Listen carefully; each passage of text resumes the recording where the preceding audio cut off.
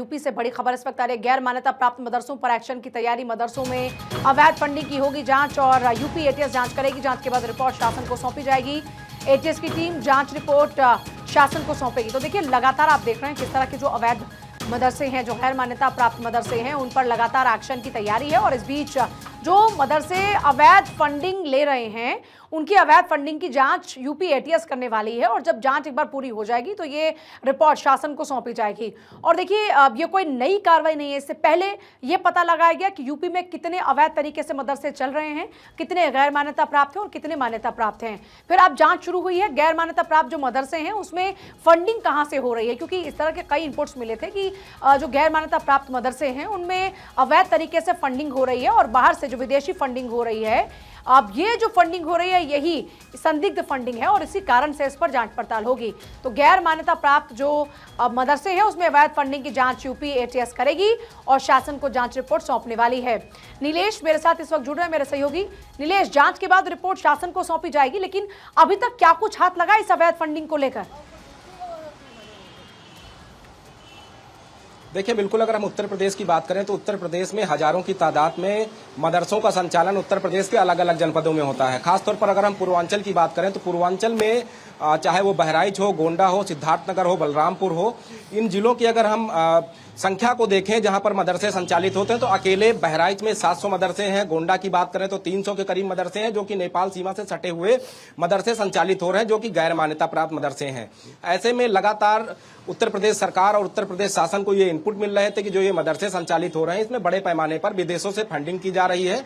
और फंड इसलिए किया जा रहा है क्योंकि ये मदरसे धरातल पर जो छात्रों की संख्या दिखाते हैं कि छात्रों को तालीम देने के लिए फंड करा रहे हैं, उस फंड का इस्तेमाल कहाँ हो रहा है, क्योंकि जो मदरसे कागजों पर छात्रों की संख्या सैकड़ों और हजारों में दिखाते हैं, जब जमीनी पड़ताल की गई तो वहां पर छात्रों की संख्या ना के बराबर दिखाई दी। यही कारण है कि अब उत्तर प्रदेश सरकार ने यह निर्णय लिया है कि उत्तर प्रदेश में जो संचालित गैर मान्यता प्राप्त मदरसे हैं उनकी जांच यूपी एटीएस करेगी। यूपी एटीएस जांच करने के बाद पूरी जांच रिपोर्ट उत्तर प्रदेश सरकार को सौंपेगी। उसके अलावा अगर हम सहारनपुर, पीलीभीत और बरेली की बात करें तो यहां पर भी बड़े पैमाने पर मदरसों का संचालन होता है और यहां पर भी सैकड़ों की तादाद में ऐसे मदरसे हैं जो गैर मान्यता प्राप्त मदरसे हैं। यहां संचालित मदरसों में पहले भी तमाम इनपुट मिले हैं कि खाड़ी देशों से बड़े पैमाने पर इन मदरसों में फंडिंग होती है। उस फंड का इस्तेमाल कहां होता है, फंड जो विदेशों से आ रहा है या उत्तर प्रदेश या देश के अलग राज्यों से आ रहा है, वो फंड कितना है, कौन लोग हैं जो फंड भेजने वाले हैं और उस फंड का इस्तेमाल कहां हुआ, उसका ब्यौरा जब तलब किया गया तो हजारों की तादाद में मदरसे ऐसे पाए गए जिन्होंने वो ब्यौरा उत्तर प्रदेश शासन को उपलब्ध नहीं कराया। उनका कहना था कि जो फंड हुआ है वो छात्रों के हित में इस्तेमाल कर दिया गया, उनको दीनी तालीम देने के लिए इस्तेमाल किया जा चुका है। तो ऐसे में उत्तर प्रदेश सरकार और शासन को ये संदेह हुआ है कि ये जो मदरसे हैं जो कागज पे कुछ और हैं और धरातल पर कुछ और हैं। खासतौर पर नेपाल सीमा से सटे हुए सैकड़ों ऐसे मदरसे हैं जहां पर बड़े पैमाने पर खाड़ी देशों से फंडिंग हुई है। उन्हीं तमाम चीजों का पता लगाने के लिए यूपी एटीएस को अब जिम्मेदारी सौंपी गई है।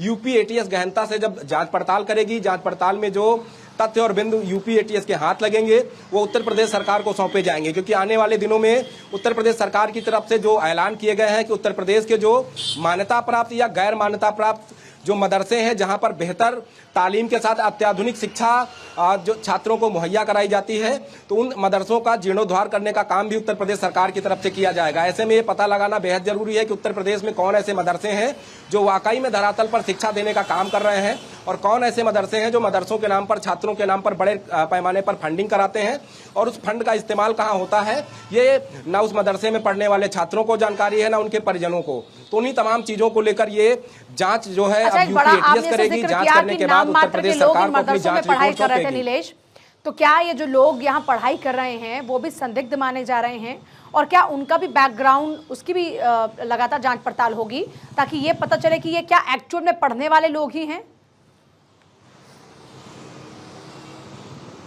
देखिए, बिल्कुल इससे पहले तमाम जो अभियान उत्तर प्रदेश सरकार, यूपी एटीएस, यूपी एसटीएफ और यूपी पुलिस की तरफ से चलाए गए हैं, जहां पर बड़े पैमाने पर मदरसों के ऐसे छात्र बरामद हुए हैं जिनका ब्यौरा जो है मदरसों में पढ़ने वाले, पढ़ाने वाले जो अध्यापक थे, मौलवी थे, मौलाना थे, वो उपलब्ध नहीं करा पाए हैं। जिसमें से अधिकांश छात्र ऐसे पाए गए जो है पड़ोसी राज्य से लाए गए थे, चाहे वो बिहार हो, मध्य प्रदेश हो, वहां से ऐसे बच्चों को चिन्हित किया गया जिनके परिवार में कोई सदस्य बचा नहीं था, उनको लाकर वहां पढ़ाया जा रहा था और पढ़ाने के साथ साथ उनको कहां भेजा जाता है इसकी भी जांच यूपी एटीएस कर रही है। हाल फिलहाल की अगर हम बात करें तो लखनऊ से भी तमाम ऐसे बच्चों को बरामद किया गया जो मदरसों में दूसरे राज्यों से लाए गए थे, जिनके माँ बाप का, उनके परिवार के सदस्यों का, रिश्तेदारों का कोई ब्यौरा मदरसा संचालकों के पास नहीं था। उसके अलावा आपको याद होगा कि अयोध्या में एक बस भर के मदरसों के छात्रों को मौलाना और मौलवी लेकर जा रहे थे। उनका कहना था कि वो दीनी तालीम देने के लिए छात्रों को ले जा रहे हैं। ऐसे में जब यूपी एटीएस और यूपी एसटीएफ की टीमों ने उनको पकड़ा और पकड़ने के साथ साथ जो छात्र बस के अंदर मौजूद थे